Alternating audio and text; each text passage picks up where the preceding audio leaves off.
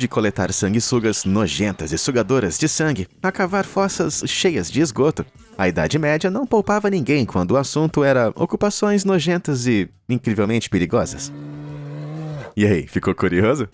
Então, vem comigo nessa viagem no tempo para conhecermos os piores trabalhos que alguém poderia ter na época medieval.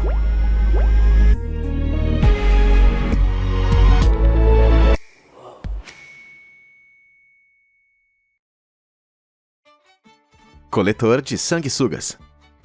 Lá na Europa medieval, sanguessugas eram comuns em tratamentos médicos. Mas a questão é que essas criaturas gosmentas não apareciam do nada. Alguém precisava coletá-las.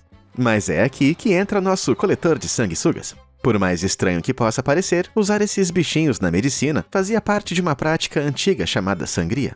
Basicamente, consistia em remover sangue de pacientes doentes na esperança de curá-los, eliminando fluidos impuros do corpo. Embora a sangria pudesse ser feita cortando uma veia ou artéria, com o tempo passou-se a usar um instrumento mais prático para controlar melhor a quantidade de sangue que era retirada. Isso mesmo, a sanguessuga. O infeliz que recebia essa missão aterrorizante tinha que se enterrar em lagos frios e turvos e começar a se agitar até que as criaturinhas começassem a grudar nas pernas ou nos braços. Depois de ficar coberto delas, o coletor começava a puxar uma por uma, antes de guardar com cuidado para vender aos profissionais da medicina locais. Se isso já não soou horrível o bastante para você, ainda havia riscos muito sérios envolvidos. Quando perdemos cerca de 700 ml de sangue, ou 15% do volume total, nós ficamos tontos e fracos. Agora, cada uma dessas criaturas suga cerca de 10 ml, o que é mais ou menos 0,2% de nosso sangue. Tá bom, não parece tão drástico assim, né? No entanto, como mais sanguessugas significava mais dinheiro, muitos coletores esperavam ficar totalmente cobertos por elas de uma só vez. Mesmo assim, por mais lucrativo que isso possa parecer, você não ia querer desmaiar dentro de um lago com um monte desses bichinhos, né? Ah, e isso não é tudo. Apesar de sua associação com o uso médico, várias sanguessugas na verdade carregam doenças infecciosas. Pesquisas mostram que humanos podem contrair hepatite B ou até mesmo malária através da mordida. Em outras palavras, é muito provável que esses coletores acabavam super doentes também durante o serviço. Dá pra dizer que coletar sanguessugas não é pros fracos de coração, em todos os sentidos da palavra. Condutor de urso. Agora, coletar sanguessugas não era a única profissão arriscada envolvendo animais na Idade Média. Por mais estranho que pareça, isca de urso era uma forma popular de entretenimento na Inglaterra medieval. Esse espetáculo cruel consistia em soltar cães para atacar um urso preso por correntes no pescoço ou em suas patas. Parece muito cruel, mas era um esporte bastante comum na época. Praticamente todas as cidades tinham um posto de combate desses para essas atividades. E dizem que o rei Henrique VIII supostamente mandou construir um desses em seu próprio palácio. Então, quem cuidava desses ursos quando eles não estavam brigando ou em batalha? Bom, essa responsabilidade perigosa era do nosso condutor de urso. Agora, não se sabe ao certo se eles realmente treinavam esses animais monstruosos, mas eles tinham a função de levá-los de cidade em cidade. Ah, e antes que você comece a pensar, bom, pelo menos eles não estavam soltos no meio da rua, saiba que era tipo passear com um cachorro. Exceto que, ao invés de coletar cocô de poodle, era uma máquina de matar de 200 quilos. Uma caminhadinha no parque. Felizmente, além de usarem coleiros nos ursos, eles usavam focinheira e tinham as patas dianteiras devidamente acorrentadas. Bom, mesmo assim, eu não acho que seja muito difícil para um bicho desse porte conseguir se soltar e arrebentar essas correntes todas. Digamos apenas que era melhor que o condutor fosse bem rápido, senão poderia acabar virando café da manhã de urso, rapidinho. Provador de comida. Encher o bucho o dia inteirinho parece ser o emprego dos sonhos para muitas pessoas, não é? Quer dizer, eu já faço isso o dia todo, sem ganhar nenhum centavo também. No entanto, acho que os provadores de comida da Idade Média discordariam.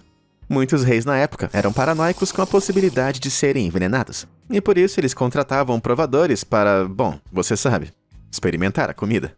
A ideia era que se o provador comesse e não notasse nada estranho, ou não caísse morto ali na hora, significava que a comida estava segura. Nada como arriscar a própria vida em um serviço. Provadores estavam presentes em todos os banquetes do rei Henrique VIII, obrigados a experimentar cada um dos itens servidos em todos os jantares. E pior, eles tinham que ficar de joelhos o tempo inteiro. Consegue imaginar isso? Comer algo que pode matar você durante horas, até doer a barriga sem ao menos ter o conforto de sentar em uma cadeira? Mas a comida não era a única preocupação que a realeza tinha com venenos. O rei Henrique VIII era tão paranoico que acreditava que até as suas roupas podiam estar envenenadas. E como resultado, ninguém vestia nada antes de ser devidamente testado primeiro. Por exemplo, as roupas do príncipe Eduardo eram testadas diariamente em um garoto que tinha o mesmo tamanho que ele. E dali eles apenas esperavam para ver se o garoto gritava de dor por conta de algum pó venenoso que poderia estar escondido no tecido. Caramba! E para piorar, o rei fazia os criadores checarem a cama inteira antes dele mesmo deitar para garantir que não havia veneno nos lençóis. E você pode presumir que eles faziam isso apenas apalpando a cama, até sentir alguma sensação estranha, mas isso não era o suficiente para nosso rei. Em vez disso, ele obrigava os criados a literalmente beijar cada pedaço da cama, travesseiros e cobertas antes de deitar. Isso é que eu chamo de beijo da morte. Escudeiro de armamento. Hoje em dia, as crianças sonham em ser estrelas do esporte ou cantores famosos. Mas, na Idade Média, muitos jovens tinham ambições um pouco diferentes. Muitos garotos sonhavam em se tornar cavaleiros dignos. No entanto, não era só querer e pronto. Primeiro, aos 14 anos, eles precisavam passar por uma ocupação difícil, ser escudeiro de armamento. Essencialmente, o escudeiro era um jovem servo de um cavaleiro, encarregado de fazer as pequenas tarefas, que incluía amarrar as roupas do cavaleiro, cuidar do cavalo e até vigiá-lo enquanto ele dormia. Não parece nada divertido, né? Mas digamos que no campo de batalha as coisas apenas iam ladeira abaixo. Se a armadura ou a arma de um cavaleiro quebrasse, era responsabilidade do escudeiro buscar e entregar uma outra. Andar no campo de batalha era perigoso para os cavaleiros, então imagina para um escudeiro que tinha que andar para lá e para cá sem nenhuma armadura. E no fim era tão perigoso que muitos escudeiros nunca chegavam a tornar-se cavaleiros, pois eram mortos tentando cumprir essas pequenas tarefas. Para os que conseguissem sobreviver, o trabalho ainda não estava terminado, nem de longe. Já ouviu a expressão cavaleiro de armadura brilhante? Pois é, a armadura raramente ficava desse jeito. Porque depois do combate ela ficava coberta de sujeira, sangue e muitas vísceras dos inimigos. E adivinha quem limpava tudo isso? Exatamente, o escudeiro. E pior ainda, a limpeza era feita com uma mistura de areia, vinagre e urina. Cara, eu não quero nem imaginar o cheiro.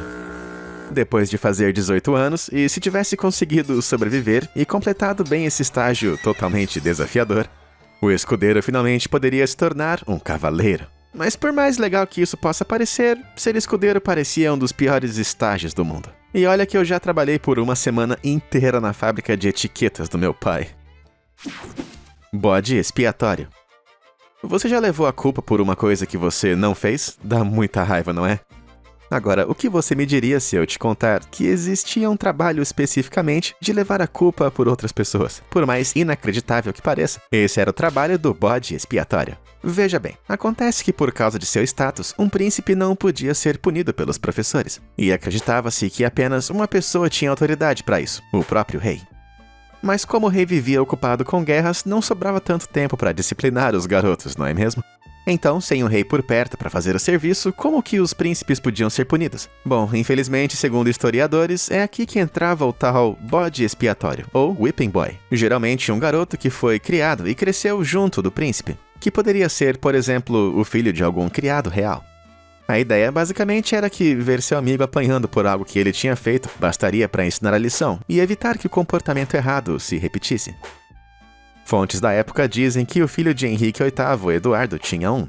E aparentemente, quando o rei se irritava com algo e acabava soltando um palavrão, seu amigo Barnaby Fitzpatrick acabava apanhando em seu lugar.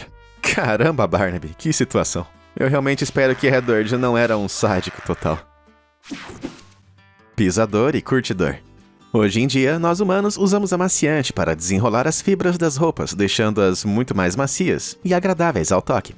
Mas na Idade Média, não existiam coisas como um amaciante.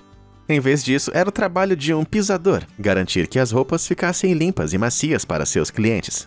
E para fazer isso, eles amaciavam e limpavam tecidos, pisando neles durante horas dentro de um barril cheio de líquido.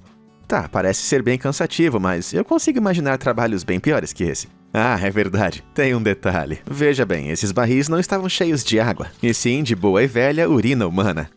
É, você ouviu direito. Os pisadores profissionais passavam o dia todo afundando os pés na urina. Cara, eu não consigo nem imaginar o cheiro. Por mais nojento que possa parecer, a amônia contida na urina não só limpava, mas amaciava e ainda deixava as roupas brancas ainda mais brancas.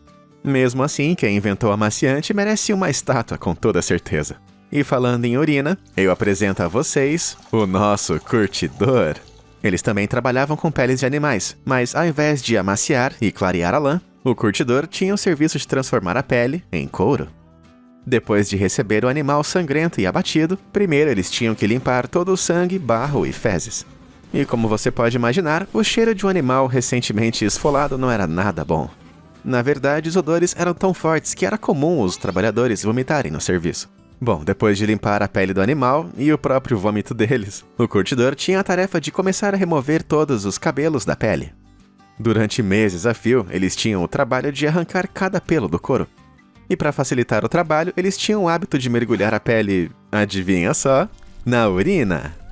Talvez eles pegassem emprestado com os pisadores? Bom, apesar de ser bem nojento, a amônia contida na urina ajuda a dissolver queratina, que é a proteína dos pelos, o que facilitava a remoção dos pelos para os curadores. Só depois de remover todos os pelos é que chegava o último passo: amaciar a pele. E adivinha o que eles costumavam usar? Não, dessa vez não é urina, mas também não era muito mais agradável. Eles faziam uma solução nojenta de cocô de pombo e cachorro, com a mistura fedorenta supostamente contendo enzimas que deixavam o couro mais flexível. Caraca. Acho que eu nem preciso dizer que esses dois trabalhos eram um verdadeiro pesadelo medieval, não é mesmo? Garoto do espeto. Ah, o garoto do espeto. E não, caso você esteja pensando, ele não era um alvo humano para cuspidas nojentas de reis super maldosos. Em vez disso, ele era o garoto que segurava o bastão de metal, usado para assar as carnes que estavam no fogo. E sim, como você deve imaginar, o garoto espeto ficava lá, girando esse bastão manualmente durante horas e horas a fio. Especialmente durante os grandes banquetes da nobreza. Além de ser bem chato e repetitivo, esse trabalho aparentemente seguro também vinha com seus perigos. Ficar tão próximo de chamas altas como essas podia fazer com que os garotos ficassem bem desidratados, causando dor de cabeça, tontura, assim como uma grande chance de acabar desmaiando na frente do fogo. O que é algo que eu realmente não aconselho fazer nessa situação. E pior ainda, ficar exposto ao fogo dessa maneira aumentava as chances dos garotos do espeto se queimarem, especialmente se o fogo saísse do controle. Na verdade, mesmo estando a alguns metros do fogo, eles não estavam realmente protegidos. Com o aumento da temperatura, com toda certeza a gordura da carne devia começar a espirrar e pingar para todos os lados. Imagina levar um desse bem no meio do olho. Mas que trabalhinho horrível. Queimador de cal. Já que estamos no tópico de calor infernal, vamos ao queimador de cal. Na Idade Média usava-se óxido de cálcio, ou cal vivo, para fazer argamassa de construção. Mas para produzi-la, era preciso aquecer o calcário a uma certa temperatura. E isso nos leva ao forno de cal, que tinha o trabalho de... esquentar o calcário. Primeiro, eles aqueciam pedaços pesados de calcário em um grande forno de pedra. E para conseguir fazer esse trabalho, o forno era aquecido a uma temperatura absurda de 800 graus Celsius. Para sua referência, isso é 3 vezes mais quente do que um forno de cozinha que temos hoje em dia. Mas esse calor horrível não era o menor dos problemas, com certeza. Ao ser aquecido, o calcário liberava dióxido de carbono. Agora, a exposição prolongada a isso pode causar tontura, confusão e até desmaios. Então, era de seu interesse se manter o mais distante possível disso.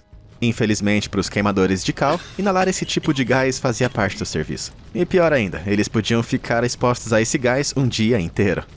Veja bem, o forno tinha que funcionar 24 horas por dia durante uma semana, até o calcário se quebrar e finalmente virar cal. Geralmente 2 homens revezavam o serviço, um fazia 12 horas de dia e o outro fazia um turno de 12 horas à noite. Em outras palavras, um ambiente de trabalho com um calor insuportável, grande risco de desmaio e turnos de 12 horas em pé de quebrar as costas. Eu nunca mais vou olhar para construções medievais do mesmo jeito de novo. Operador de roda-passos. Ok, fazer argamassa é uma coisa, mas como será que eles conseguiam construir aquelas obras arquitetônicas impressionantes na Idade Média? Afinal, não dava para simplesmente chamar um guindaste para carregar essas pedras gigantes. Bom, por mais surpreendente que pareça, a Idade Média tinha sua própria versão do guindaste. O ancestral do guindaste moderno que conhecemos, chamado Treadwell Crane, parecia mais uma roda de hamster gigante à primeira vista, mas usava pura força humana para erguer construções realmente incríveis na Europa medieval. A roda tinha cerca de 4,5 metros de diâmetro, cabendo uma ou duas pessoas. Agora, quem entrava ali movia a roda apenas caminhando. E esse movimento fazia girar uma corda que estava conectada a um eixo que levantava os materiais. Parece bem simples, né? Bem, não para os trabalhadores. Para começar, era extremamente cansativo. Os operadores tinham que andar na roda por horas a fio para conseguir erguer essas cargas pesadas. E mesmo que eles conseguissem levantar sem acabar desmaiando no processo, eles ainda precisavam parar a roda sozinhos. E digamos que essas geringonças não tinham freio. Ou seja, se o trabalhador não fosse forte o bastante, eles podiam acabar sendo arrastados junto. Cara, eu tô ficando tonto só de pensar nisso. Agora, além do cansaço e da tontura, o trabalho de um operador de roda de passos era incrivelmente perigoso. Afinal, já que o trabalho dessas rodas era levar materiais para o alto, elas ficavam no alto das construções. E levando em conta que as construções medievais podiam passar facilmente dos 120 metros de altura, era uma tarefa desafiadora. Certo, então imagina só ficar nessa altura toda e de repente o assoalho de madeira quebrar sob seus pés. Mas dizem que às vezes o trabalho era dado para pessoas cegas, com alguns historiadores sugerindo que eles faziam isso para que eles não vissem a altura em que estavam e não ficassem com medo e nem reclamando. Cara, de repente uma academia parece brincadeira de criança. Carrasco. Lá na Idade Média, a pena de morte era muito usada para punir crimes mais graves. E era a função do carrasco aplicar essas sentenças, fosse decapitando, queimando ou enforcando. Por mais bárbaro que pareça, o trabalho exigia bastante habilidade. Em algumas regiões, o carrasco só podia dar 3 golpes com o seu machado. E caso ele não conseguisse decapitar a pessoa na primeira tentativa, a plateia furiosa podia acabar atacando ele na hora. E mesmo se escapassem disso, eles ainda tinham que sentir o ódio das autoridades que podiam puni-lo também, retendo o pagamento ou até mesmo mandando eles para a prisão. Mas mesmo os carrascos mais competentes ainda levavam uma vida dura. Quer dizer, não é surpresa que quem trabalhava matando não fosse muito querido pela população em geral, não é mesmo? E como resultado disso, os carrascos viviam mais afastados e fora das cidades. E eles eram tão mal vistos e as pessoas eram tão hostis com eles que não podiam nem entrar em igrejas. Até mesmo se eles quisessem se casar, tudo tinha que ser feito na própria casa do carrasco. Caramba!